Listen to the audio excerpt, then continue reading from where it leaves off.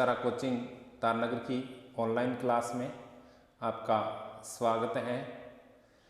आज हम मेवाड़ के इतिहास को आगे पढ़ते हुए इससे पहले के चैप्टर में हमने पढ़ा था कि महाराणा, आज जो लेसन है हमारा परीक्षा की दृष्टि से वो महाराणा प्रताप है।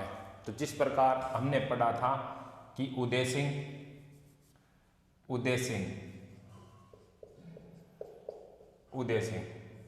के दो पत्नी थे। एक का नाम जयवंता बाई और दूसरी का नाम था धीर बाई। यानी मेवाड़ का एक शासक था जिसका नाम उदय सिंह था।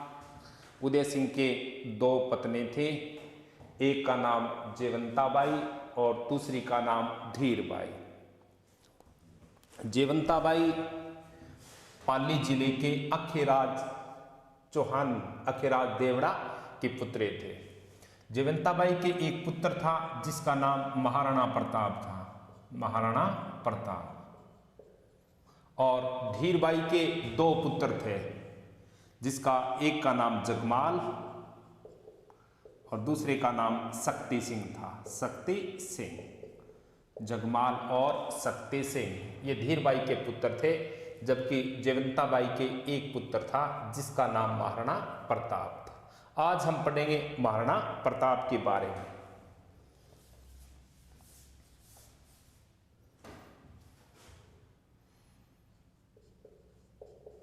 महाराणा प्रताप देखो, परीक्षा की दृष्टि से सर्वाधिक जो महत्वपूर्ण शासक है मेवाड़ का वो महाराणा प्रताप है। परीक्षा में अधिकतर ज्यादातर प्रश्न महाराणा प्रताप से संबंधित पूछे जाते हैं। तो महाराणा प्रताप का जो पिता का नाम, इसके पिता का नाम उदय सिंह था। यानी महाराणा प्रताप की पिता का नाम उदय सिंह, इसकी माता का नाम जयवंता बाई था, जयवंता बाई। ये जो प्रश्न है, जो जयवंता बाई वाला जो ये क्वेश्चन है, ये एक बार का भर्ती परीक्षा में पूछा गया है कि महाराणा प्रताप की माता का क्या नाम था। तो महाराणा प्रताप की माता का नाम जयवंता बाई था। इसके बाद महाराणा प्रताप का इसका जन्म 9 मई 1540 में हुआ था। 9 मई 1540 में, यानी महाराणा प्रताप का जन्म 9 मई 1540 में हुआ था। ये जो जन्म है ये वीर विनोद पुस्तक के अनुसार है। वीर विनोद पुस्तक, यानी वीर विनोद पुस्तक, इस पुस्तक का लेखक श्यामल दास था, श्यामल दास। तो श्यामल दास ने वीर विनोद पुस्तक की रचना की थी और इसी पुस्तक में श्यामल दास ने बताया था कि महाराणा प्रताप का जन्म 9 मई 1540 में हुआ था। इनका जो जन्म स्थान था, इनका जन्म स्थान कुंभलगढ़ दुर्ग था। कुंभलगढ़ दुर्ग, यानी कुंभलगढ़ दुर्ग, ये दुर्ग राजस्थान के राजसमंद जिले में है। कुंभलगढ़ दुर्ग में बादल महल बना हुआ है, बादल महल। तो बादल महल कुंभलगढ़ दुर्ग में है। कुंभलगढ़ दुर्ग राजसमंद जिले में है और इसी बादल महल में महाराणा प्रताप का जन्म हुआ था। तो दोस्तों, इससे पहले बादल महल राजस्थान के जैसलमेर जिले में भी है, बादल महल राजस्थान के डूंगरपुर जिले में भी है और बादल महल राजस्थान के राजसमंद जिले में भी है। यानी वीर विनोद पुस्तक के अनुसार 9 मई 1540 में महाराणा प्रताप का जन्म हुआ था। महाराणा प्रताप के बचपन का नाम, इसके बचपन का नाम राव कीका था, राव कीका। महाराणा प्रताप के बचपन का नाम राव कीका था। वैसे तो भील जनजाति के लोग अपने सामाजिक जीवन में छोटे बच्चे को कीका के नाम से पुकारते हैं। यानी महाराणा प्रताप के बचपन का नाम राव कीका था। कर्नल जेम्स टोड ने कर्नल जेम्स टोड ने महाराणा प्रताप को मेवाड़ केसरी कहा था। मेवाड़ केसरी, तो राजस्थान के इतिहास में मेवाड़ केसरी महाराणा प्रताप को कहते हैं। यानी Mewar Kesari colonel James Tod ने महाराणा प्रताप को कहा था। इसे हल्दी घाटी का शेर भी कहते हैं, हल्दी घाटी का शेर, यानी महाराणा प्रताप को हल्दी घाटी का शेर भी कहते हैं। इसी को हल्दी घाटी का शेर, इसी को मेवाड़ का रक्षक कहते हैं। मेवाड़ का रक्षक, यानी मेवाड़ का रक्षक, तो मेवाड़ का रक्षक भी महाराणा प्रताप को कहते हैं, हल्दी घाटी का शेर भी महाराणा प्रताप को कहते हैं। कर्नल जेम्स टोड ने इसे मेवाड़ केसरी बताया था और इसके बचपन का नाम राव कीका था। पिता का नाम उदय सिंह, माता का नाम जयवंताबाई। जन्म 9 मई 1540 में वीर विनोद पुस्तक के अनुसार, और जन्म स्थान कुंभलगढ़ दुर्ग राजसमंद में, और इस दुर्ग में बादल महल बना हुआ है और बादल महल में महाराणा प्रताप का जन्म हुआ था।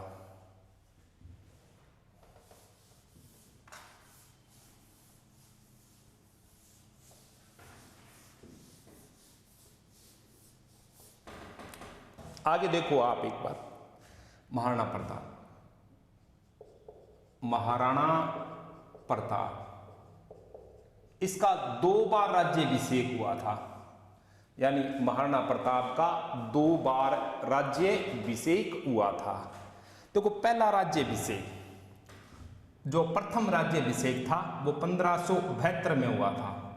1572 में महाराणा प्रताप का पहला राज्याभिषेक हुआ था। जो प्रथम राज्याभिषेक हुआ था वो गोगुंदा में हुआ था, गोगुंदा, और ये गोगुंदा भी राजस्थान के उदयपुर जिले में। अब इसी तरह के प्रश्न परीक्षाओं में पूछ लिए जाते हैं कि महाराणा प्रताप का प्रारंभिक राज्याभिषेक कौन से स्थान पर हुआ था। तो महाराणा प्रताप का प्रारंभिक राज्याभिषेक गोगुंदा में हुआ था 1572 में। इसका दूसरी बार यानी वास्तविक राज्याभिषेक, इसका वास्तविक राज्याभिषेक, तो महाराणा प्रताप का वास्तविक राज्याभिषेक यानी इसका हुआ था कुंभलगढ़ दुर्ग में। महाराणा प्रताप का वास्तविक राज्याभिषेक कुंभलगढ़ दुर्ग में हुआ था। ये तो परीक्षा में कई बार इस प्रश्न को ज्यादातर कठिन भाषाओं में पूछ लिया जाता है कि महाराणा प्रताप के राज्याभिषेक की औपचारिकता, महाराणा प्रताप के राज्याभिषेक की औपचारिकता कौन से स्थान पर पूरी हुई थी। तो औपचारिकता पहले राज्याभिषेक को कहते हैं जो गोगुंदा में हुई थी। इसी प्रकार इसका भी प्रश्न पूछ लिया जाता है परीक्षा में कि महाराणा प्रताप का विधिवत रूप से राज्याभिषेक कौन से स्थान पर हुआ था। तो कुंभलगढ़। जो महाराणा प्रताप का जो प्रथम राज्याभिषेक हुआ था कुंभलगढ़ यानी गोगुंदा उदयपुर में, इस स्थान पर जो राज्याभिषेक हुआ था उस समय तलवार धारण यानी महाराणा प्रताप को तलवार धारण करवाई थी कृष्णदत्त ब्राह्मण।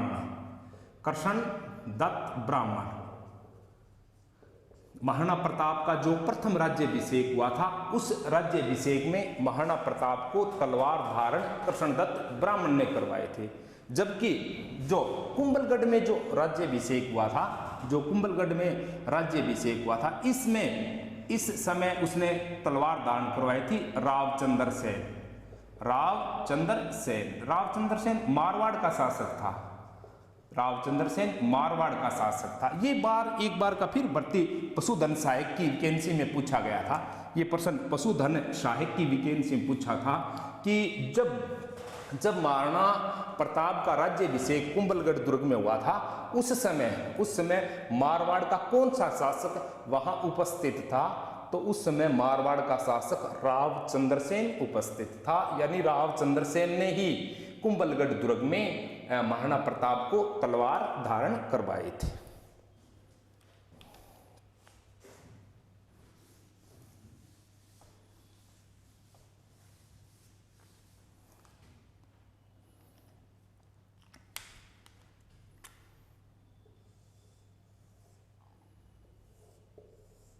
ये मेवाड़ है और मेवाड़ का शासक है। तो मेवाड़ का शासक महाराणा प्रताप, ये मेवाड़ का शासक था। ये दिल्ली है और दिल्ली का शासक है। यानी जब महाराणा प्रताप मेवाड़ का शासक था, उसी समय दिल्ली का शासक अकबर था। मेवाड़ का प्रथम शासक महाराणा प्रताप है, जिसने मुगलों की अधीनता स्वीकार नहीं किए थे। अब इनके बारे में पढ़ते हैं। तो दिल्ली के शासक अकबर ने 1570 में नागौर दरबार का आयोजन किया था। नागौर दरबार का आयोजन बहुत अच्छा प्रश्न है। बहुत बार परीक्षाओं में इससे संबंधित जो प्रश्न है वो पूछ लिए जाते हैं कि महाराणा अकबर ने नागौर दरबार का आयोजन कब किया था। तो अकबर ने नागौर दरबार का आयोजन 1570 में किया था। ये नागौर दरबार का आयोजन अकबर ने बारमल के सहयोग से किया था। ये भी प्रश्न एक बार का परीक्षा में आया हुआ है। इसी तरह के प्रश्न परीक्षाओं में पूछे जाते हैं कि अकबर ने नागौर दरबार का आयोजन किसके सहयोग से किया था। तो अकबर ने 1570 में नागौर दरबार का आयोजन बारमल यानी जयपुर के शासक बारमल के सहयोग से किया था। इस नागौर दरबार का मुख्य उद्देश्य, यानी ये नागौर दरबार उसने क्यों लगवाया था। तो इसका मुख्य उद्देश्य था कि राजस्थान के शासकों से अधीनता स्वीकार करवाना।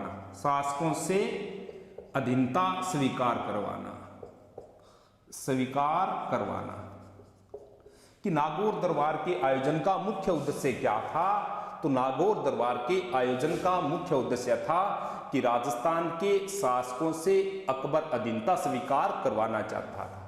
इसी प्रकार जैसे पढ़ते हैं तो इसमें बताया गया है कि राजस्थान के तीन शासकों ने अकबर की अधीनता स्वीकार नहीं की थी। एक तो सिरोही का शासक था देवड़ा सुल्तान, और एक इसका महाराणा प्रताप, और एक मारवाड़ का शासक था राव चंद्र सेन।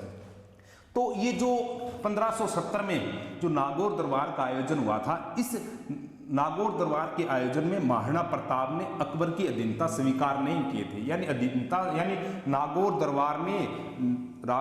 दरबार में प्रवेश नहीं करने वाला मेवाड़ का प्रथम शासक महाराणा प्रताप था। यानी नागौर दरबार में अकबर की अधीनता महाराणा प्रताप ने स्वीकार नहीं की, इसलिए महाराणा प्रताप और अकबर के बीच विवाद था। अब अधीनता स्वीकार नहीं की इसने, इसलिए अकबर को गुस्सा आया। गुस्सा आने के बाद में देखो आप, ये महाराणा प्रताप,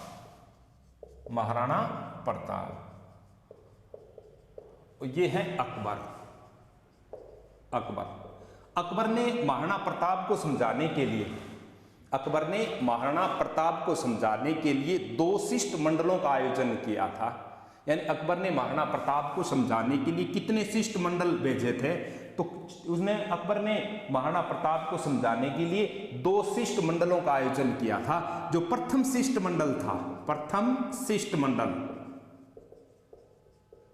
शिष्टमंडल में 4 सदस्य थे।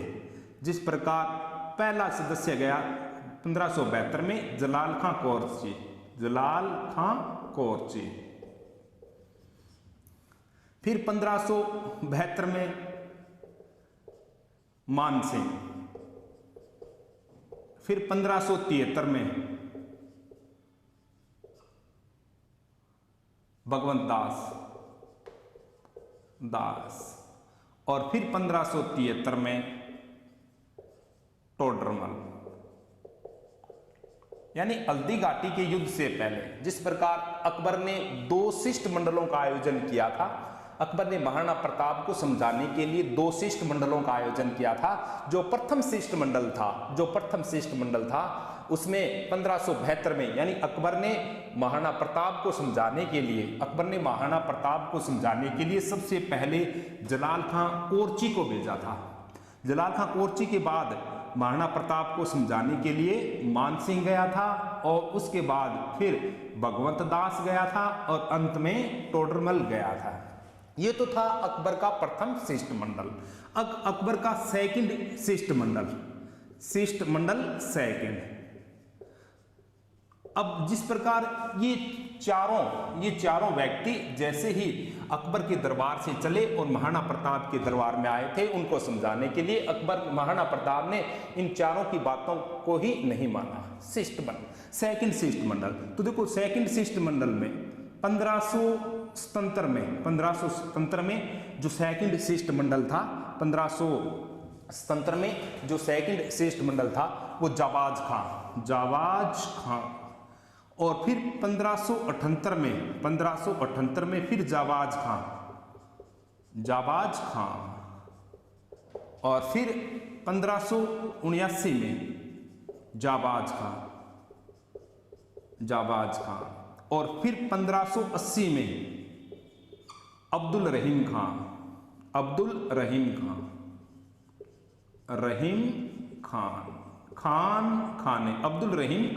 ने, और फिर 1584 में जगन्नाथ कछावा।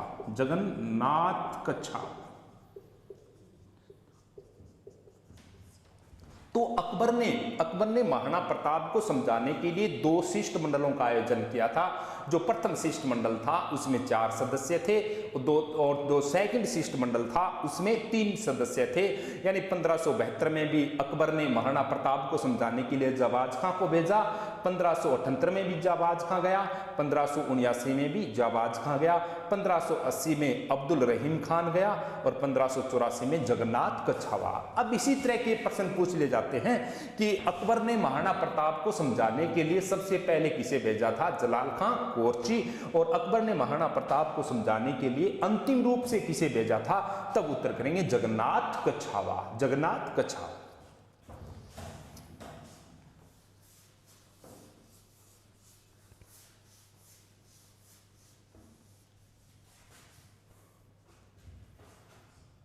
अकबर देखो 18 जून 1576 सीनियर माध्यमिक शिक्षा बोर्ड की जो सीनियर की इतिहास की बुक है उसमें यह लिखा हुआ है कि 18 जून 1576 में हल्दी घाटी का युद्ध हुआ था। हल्दी घाटी का युद्ध। जिस प्रकार अकबर ने जो प्रथम शिष्टमंडल भेजा था जिसमें 4 सदस्य भेजे थे, लेकिन चारों की बातों को स्वीकार नहीं की महाराणा प्रताप ने, इसलिए अकबर ने महाराणा प्रताप के विरुद्ध युद्ध की घोषणा की थी 18 जून 1576 हल्दी घाटी का युद्ध। गोपीनाथ शर्मा के अनुसार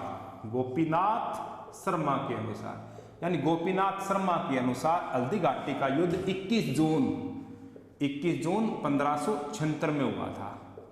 गोपीनाथ शर्मा के अनुसार हल्दी घाटी का युद्ध 21 जून 1576 में हुआ था।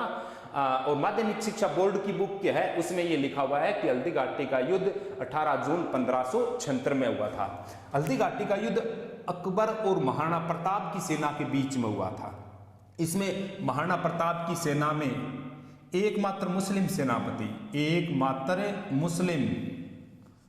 सेनापति हल्दी घाटी के युद्ध में महाराणा प्रताप की सेना में एकमात्र मुस्लिम सेनापति था जिसका नाम हकीम खां सूरी था। हकीम खां सूरी यानी हल्दी घाटी के युद्ध में महाराणा प्रताप की सेना का नेतृत्व हकीम खां सूरी ने किया था। इसके बाद में झाला मन्ना और झाला विदा और पाली का एक शासक था जिसका नाम था भामा शाह। पाली का भामा शाह है। ये इन्हीं चारों का इतिहास जुड़ा हुआ है हल्दी घाटी के युद्ध से। जबकि अकबर से संबंधित पढ़ते हैं तो मान सिंह और मान सिंह का सहयोगी था आसफ खां। आसफ खां। इसके बाद में 4 वो शिष्टमंडल के सभी सदस्य शामिल थे इसमें। हाँ, आसफ खां, मान सिंह। एक व्यक्ति छोटे कद का व्यक्ति था जिसका नाम मिहत्तर खां था। मिहत्तर खां ये भी शामिल था। तो जिस प्रकार अकबर ने जो प्रथम शिष्टमंडल भेजा था उसी शिष्टमंडल की बातों को स्वीकार नहीं की महाराणा प्रताप ने, इसलिए अकबर ने मान सिंह के नेतृत्व में, यानी अकबर ने मान सिंह के नेतृत्व में और महाराणा प्रताप पर आक्रमण करने के लिए सेना भेजी थी। ये प्रश्न परीक्षा में बहुत बार पूछा गया है कि हल्दी घाटी के युद्ध में अकबर की सेना का सेनापति मान सिंह था। हल्दी घाटी के युद्ध में अकबर की सेना का सेनापति मान सिंह था, जबकि मान सिंह का सहयोगी कौन था, यह प्रश्न परीक्षा में आया हुआ है। तो मान सिंह का सहयोगी आसफ खां था। तो हल्दी घाटी का युद्ध, यानी हल्दी घाटी का युद्ध जिस प्रकार है इसमें बताया गया है कि हल्दी घाटी का मैदान, तो हल्दी घाटी का मैदान राजसमंद जिले में है। हल्दी घाटी का मैदान राजसमंद जिले में है। हल्दी घाटी का मैदान बनास नदी के किनारे है। बनास नदी के किनारे है। और हल्दी घाटी का मैदान रकतलाई नामक स्थान पर है। रकततलाई, तो रकततलाई नामक स्थान राजसमंद जिले में है, बनास नदी के किनारे। और इसी स्थान पर हल्दी घाटी का युद्ध हुआ था 18 जून 1576 में, जबकि गोपीनाथ शर्मा के अनुसार यह युद्ध 21 जून 1576 में हुआ था। अब क्या काम हुआ कि ये इतिहास की बुक में लिखा है कि जिस प्रकार हल्दी घाटी का युद्ध हुआ था, तो अकबर इस युद्ध को इतिहास में गोपीनाथ शर्मा ने अनिर्णायक युद्ध बताया। अनिर्णायक युद्ध, यानी हल्दी घाटी के युद्ध को अनिर्णायक युद्ध किसने कहा, तो ये राजस्थान के इतिहास में अनिर्णायक युद्ध है, क्योंकि हल्दी घाटी के युद्ध के पीछे अकबर का मुख्य उद्देश्य था कि महाराणा प्रताप को बंदी बनाना और उनसे अधीनता स्वीकार करवाना।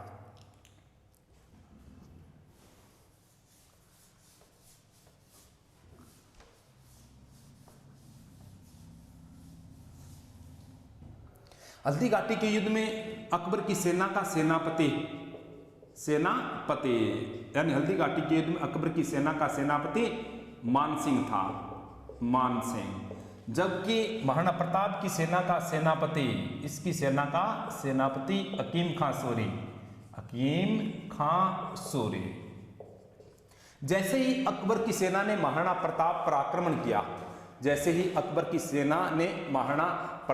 आक्रमण किया था, तो उस समय महाराणा प्रताप को चारों दिशाओं से घेर लिया था अकबर की सेना ने। और उसी समय महाराणा प्रताप की सेना में एक सैनिक था जिसका नाम झाला विदा, यानी झाला विदा महाराणा प्रताप की सेना में था। और झाला विदा ने महाराणा प्रताप का राज चिन्ह धारण किया था। राज चिन्ह धारण किया था। बहुत अच्छा प्रश्न है परीक्षा की दृष्टि से कि हल्दी घाटी के युद्ध में महाराणा प्रताप का राज चिन्ह किसने धारण किया था। तो हल्दी घाटी के युद्ध में महाराणा प्रताप का राज चिन्ह झाला विदा ने धारण किया था। झाला विदा ने, इसलिए मेवाड़ का रक्षक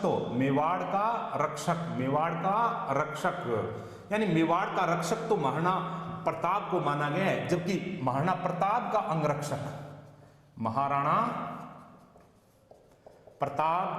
अंगरक्षक है, यानी महाराणा प्रताप का जो अंगरक्षक है वो झाला विदा है, जबकि मेवाड़ का अंगरक्षक है वो महाराणा प्रताप है। यानी इसमें ये जो हकीम खां सूरी है ये एकमात्र मुस्लिम सेनापति था। हकीम खां सूरी एकमात्र मुस्लिम सेनापति था।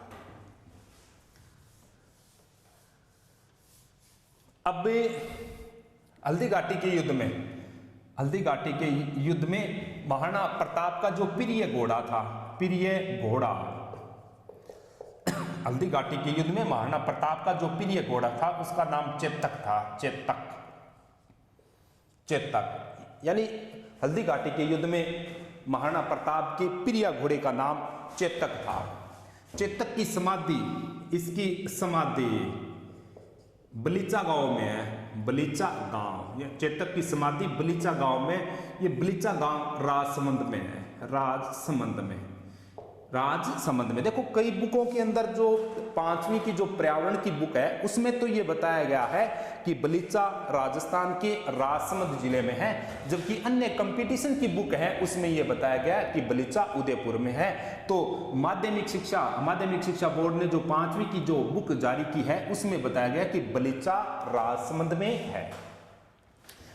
इसके बाद महाराणा प्रताप के पास कुछ हाथी थे जिसमें राम प्रसाद, गजराज, गजमुक्त, पूंजा और लूणा। तो इसमें जो महाराणा प्रताप की जो सेना थी उसमें एक भील सैनिक टुकड़ी थी महाराणा प्रताप की सेना में, और उस भील सैनिक टुकड़ी का जो नेतृत्व था वो पूंजा भील ने किया था। पूंजा भील यानी महाराणा प्रताप की सेना में एक भील सैनिक टुकड़ी थी, उस भील सैनिक टुकड़ी का जो नेतृत्व किया था वो पूंजा भील ने किया था। तो हल्दी घाटी के युद्ध में महाराणा प्रताप के प्रिय घोड़े का नाम चेतक था। चेतक की समाधि बलीचा में है। बलीचा राजस्थान के राजसमंद जिले में है। इसी प्रकार राम प्रसाद, गजराज, गजमुक्त, पूंजा और लूणा ये हल्दी घाटी के युद्ध में महाराणा प्रताप के हाथियों के नाम थे।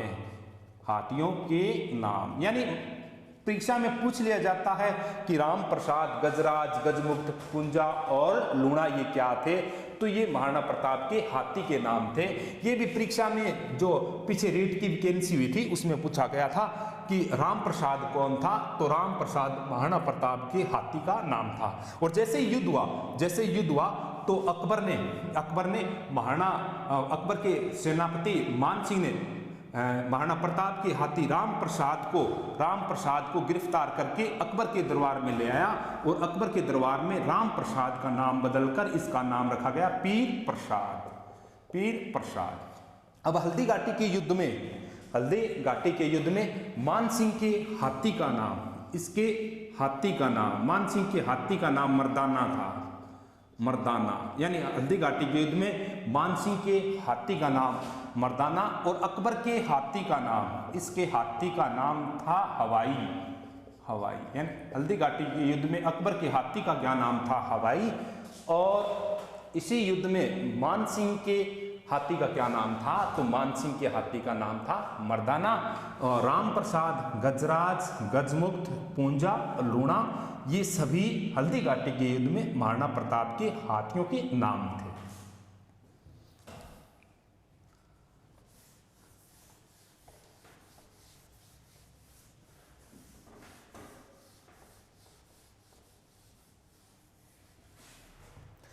देखो हल्दी घाटी के युद्ध की योजना महाराणा प्रताप ने हल्दी घाटी के युद्ध की योजना महाराणा प्रताप ने कुंभलगढ़ दुर्ग में बनाए थे। कुंभलगढ़ दुर्ग राजसमंद में यानी हल्दी घाटी के युद्ध की योजना महाराणा प्रताप ने कौन से दुर्ग में बनाई थी, तो कौन सा दुर्ग था, ये कुंभलगढ़ दुर्ग था। उसी प्रकार हल्दी घाटी के युद्ध की योजना अकबर ने मैगजीन दुर्ग में बनाए थे। मैगजीन दुर्ग ये मैगजीन दुर्ग अजमेर में है। यानी हल्दी घाटी के युद्ध की योजना अकबर ने मैगजीन दुर्ग में बनवाई थी, और ये मैगजीन दुर्ग राजस्थान के अजमेर जिले में है। अब हल्दी घाटी के युद्ध में महाराणा प्रताप ने एक गुफा थी उसमें हथियार छुपाए थे जिसका नाम था मायरा की गुफा।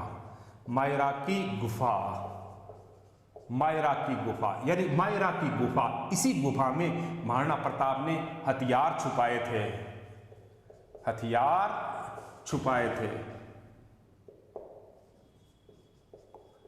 यानी हल्दी घाटी के युद्ध में महाराणा प्रताप ने हथियार कौन से स्थान पर या कौन सी गुफा में छुपाए थे, तो मायरा की गुफा में इसने अपने हथियार छुपाए थे। कोल्यारी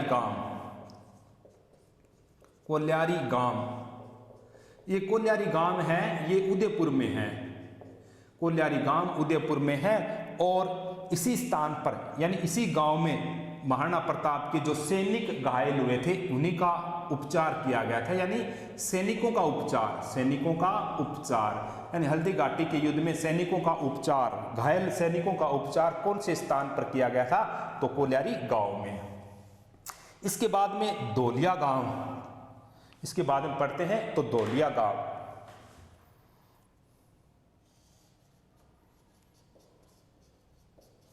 धौलिया गांव, ये धौलिया गांव भी उदयपुर में है, ये गांव भी राजस्थान के उदयपुर जिले में है, धौलिया गांव। इसी गांव में यानी महाराणा प्रताप के जो परिवार के सदस्य थे, महाराणा प्रताप के जो परिवार के सदस्य थे वो इसी गांव में निवास करते थे, धौलिया गांव उदयपुर में।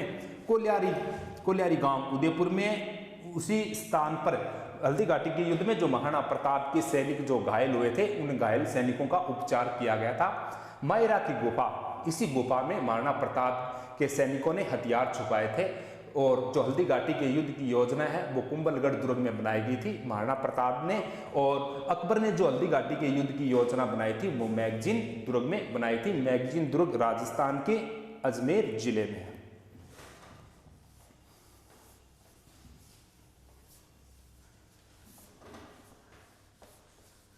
अब देखो इसमें जिस प्रकार कुछ कथन है इसी युद्ध के बारे में, यानी हल्दी घाटी के युद्ध कथन।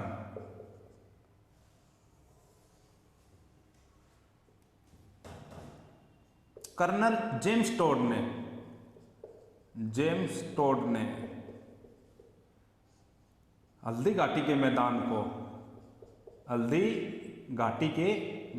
को कर्नल जेम्स टोड ने हल्दी घाटी के मैदान को मेवाड़ की थर्मोपोली बताया था।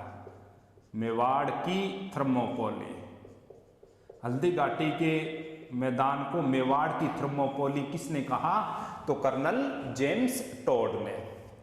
इसी प्रकार अबुल फजल ने हल्दी घाटी के युद्ध को खमनोर का युद्ध कहा था। खमनोर का युद्ध यानी हल्दी घाटी के युद्ध को खमनोर का युद्ध किसने कहा? तो अबुल फजल ने। इसी के बाद बदायूनी ने हल्दी घाटी के युद्ध को गोगुंदा का युद्ध कहा था। गोगुंदा का युद्ध, हल्दी घाटी के युद्ध को गोगुंदा का युद्ध बदायूनी ने कहा था। हल्दी घाटी के युद्ध को खमनोर का युद्ध अबुल फजल ने कहा था, और हल्दी घाटी के मैदान को मेवाड़ की थर्मोपोली कर्नल जेम्स टोड ने कहा था। हल्दी घाटी के इसी युद्ध को बनास का युद्ध भी कहते हैं। बनास का युद्ध, इसी को बनास का युद्ध भी कहते हैं, इसी को हाथियों का युद्ध भी कहते हैं। इसी को हाथियों का युद्ध यानी बनास का युद्ध, और जो हल्दी घाटी का युद्ध है बनास का युद्ध और हाथियों का युद्ध भी हल्दी घाटी के युद्ध को कहते हैं। गोपीनाथ शर्मा ने हल्दी घाटी के युद्ध को अनिर्णायक युद्ध बताया था। अनिर्णायक युद्ध यानी हल्दी घाटी के युद्ध को अनिर्णायक युद्ध गोपीनाथ शर्मा ने कहा था। इसी प्रकार एल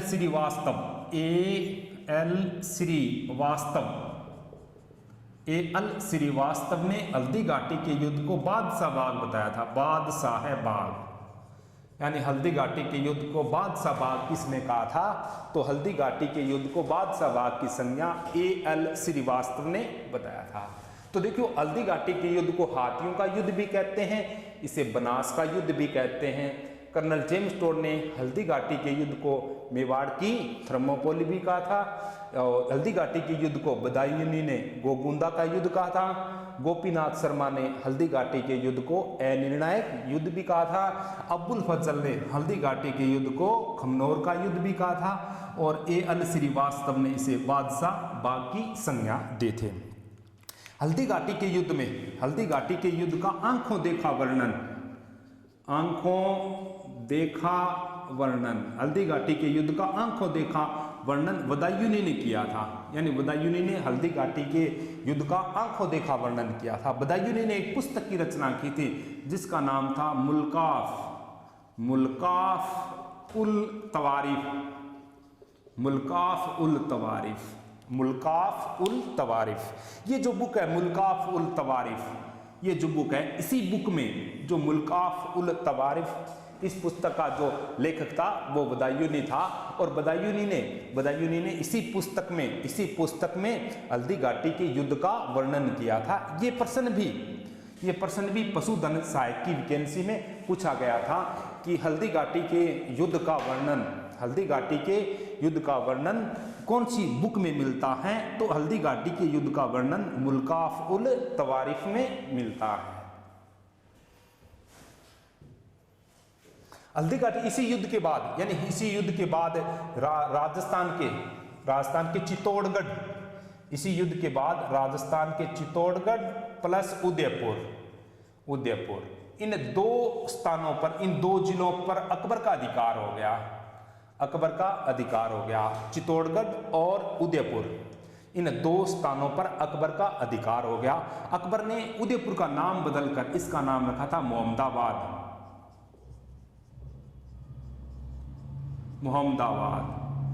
यानी अकबर ने उदयपुर का नाम बदलकर मोहम्मदाबाद रखा था।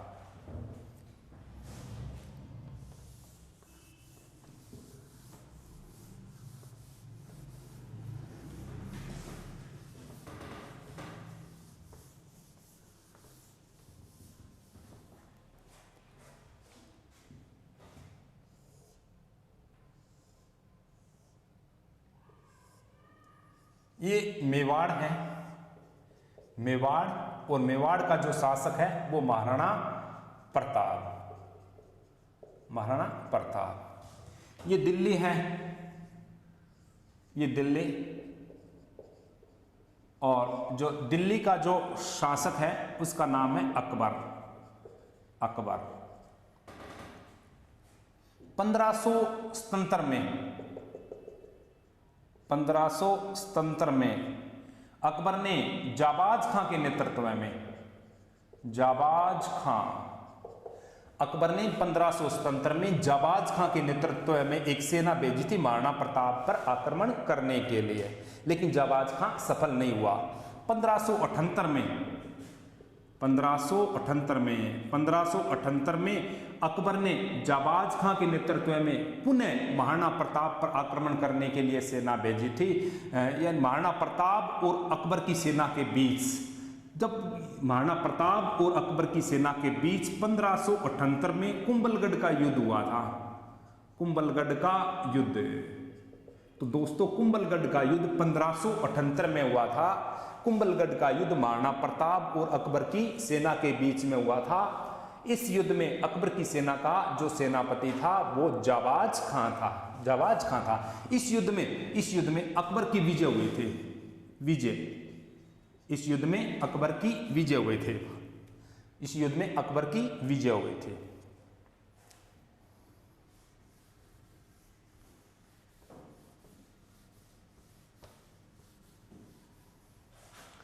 1582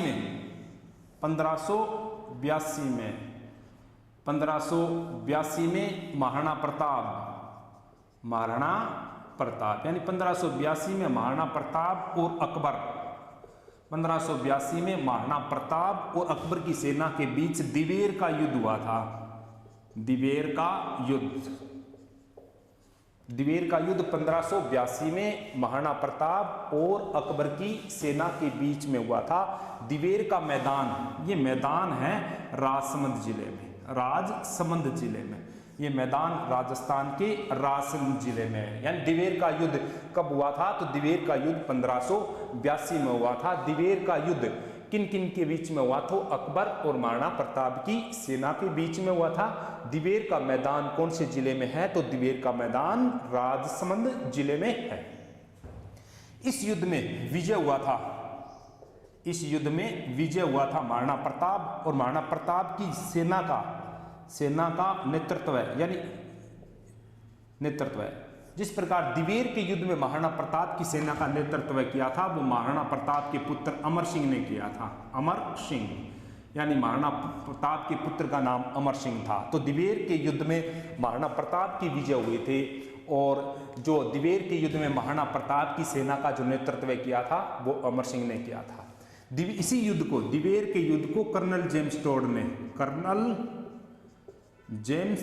ने, दिवेर के युद्ध को कर्नल जेम्स टोड ने मेवाड़ का मैराथन बताया था, मेवाड़ का मैराथन। तो दोस्तों ये जो प्रश्न है, यानी राजस्थान के इतिहास में मेवाड़ का मैराथन कौन सा युद्ध कहलाता है, कर्नल यानी तो दिवेर का युद्ध है। ये प्रश्न आज तक भर्ती परीक्षाओं में 16 बार पूछा गया है। ये प्रश्न आज तक जितने भी भर्ती कंपटीशन हुए हैं उसमें 16 बार ये प्रश्न पूछा गया है कि दिवेर का यानी कर्नल जेम्स टोड ने मेवाड़ के अर्थात राजस्थान के कौन से युद्ध को मेवाड़ का मैराथन बताया था, तो दिवेर के युद्ध को मेवाड़ का मैराथन बताया था। अब 1584 से लेकर 1584 से और 1597 के बीच, 1584 से लेकर 1597 तक अकबर ने महाराणा प्रताप के पास किसी भी प्रकार का कोई शिष्टमंडल नहीं भेजा। 1584 से लेकर 1597 का जो समय है ये अघोषित संधि कहलाता है। अघोषित संधि, ये जो समय है वो अघोषित संधि कहलाता है, यानी 1584 से 1597 के बीच का काल।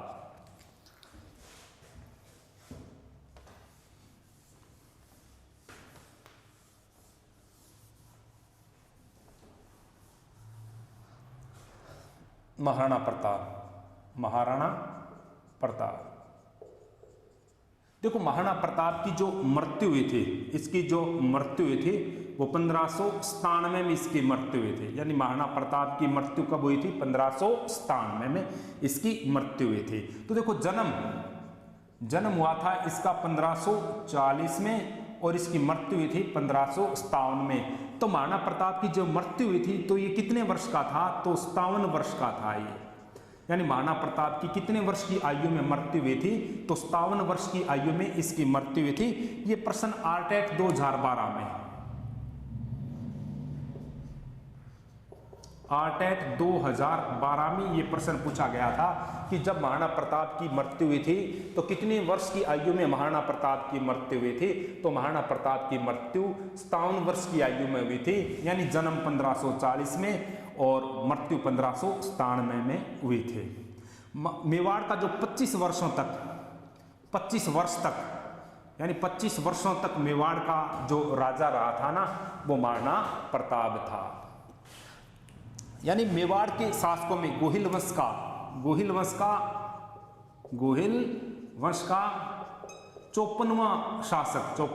शासक है। गोहिल वंश का 54वां शासक था। गोहिल वंश का जो 54वां शासक था वो महाराणा प्रताप था। महाराणा प्रताप का जो अंतिम संस्कार किया गया था, महाराणा प्रताप का जो अंतिम संस्कार किया गया था वो किया गया था उदयपुर जिले में मोती मगरी की पहाड़ी पर, मोती मगरी की पहाड़ी पर। इसी स्थान पर महाराणा प्रताप का स्मारक बना हुआ है। महाराणा प्रताप की बारडोली उदयपुर में है और बारडोली इसी स्थान पर महाराणा प्रताप से संबंधित 8 खंभों की छतरी है। 8 खंभों की छतरी, तो 8 खंभों की छतरी बारडोली नामक स्थान पर है। बारडोली उदयपुर में है और यह छतरी यानी इस छतरी का संबंध महाराणा प्रताप से है। महाराणा प्रताप का जो स्मारक है वो उदयपुर जिले में मोती मगरी की पहाड़ी पर बना हुआ है। मोती मगरी की पहाड़ी पर बना हुआ है। हल्दी घाटी के युद्ध में महाराणा प्रताप की आर्थिक सहायता, यानी हल्दी घाटी के युद्ध में महाराणा प्रताप की आर्थिक सहायता हल्दी घाटी के युद्ध में महाराणा प्रताप की आर्थिक सहायता भामाशाह ने किए थे। ये भामाशाह पाली जिले का था। भामाशाह पाली जिले का है। इसे राजस्थान का दानवीर कहते हैं। इसे राजस्थान का दानवीर भी कहते हैं। कर्नल जेम्स टोड ने इसे मेवाड़ का कर्ण बताया था। कर्ण, तो मेवाड़ का कर्ण है वो महाराणा, यानी मेवाड़ का कर्ण है वो भामाशाह है। भामाशाह है पाली का है, और भामाशाह ने महाराणा प्रताप की आर्थिक सहायता की थी। राजस्थान के इतिहास में दान वीरता के लिए कौन प्रसिद्ध है? तो दान वीरता के लिए भामाशाह है प्रसिद्ध है। महाराणा प्रताप की जो सेना में जो मुस्लिम सेनापति था हकीम खां सूरी, हकीम खां सूरी। तो हकीम खां सूरी का जो मकबरा है वो खमनौर में है। हकीम खां सूरी का जो मकबरा है वो खमनौर में है। खमनौर राजसमंद में है, राजसमंद में है, खमनौर राजसमंद में है। थैंक्स दोस्तों, आगे फिर मिलेंगे अगली कक्षा में अमर सिंह के इतिहास को लेकर।